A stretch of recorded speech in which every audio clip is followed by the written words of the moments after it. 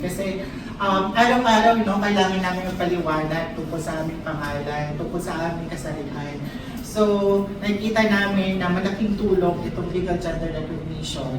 At ngayong Pride, gusto namin palakasin pa yung panawagan para sa legal gender recognition.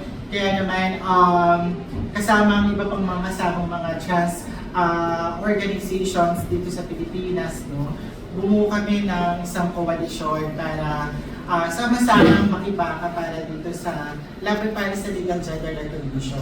At maliban pa doon, siguro mensahe din is ma-remind ang ating mga legislators and other politicians and other people from the government institution na suportahan na yung pagpasa ng SOGIE bill dahil ito naman ay nakaangkla doon sa mga international obligation ng Pilipinas, especially sa CEDAW, sa Convention on Elimination against Discrimination Against Women.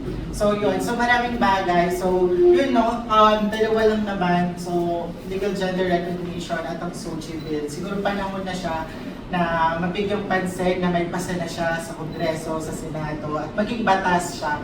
So, ayun. So, habang nagpapatuloy yung Pride, nagpapatuloy pa rin ang laban para dito. At ayun, I think mangyayari lamang siya kung sama-sama tayo magtutulungan dito sa ating kilusan, sa ating pag-partner din sa mga government institution at iba pang mga pribadong institution.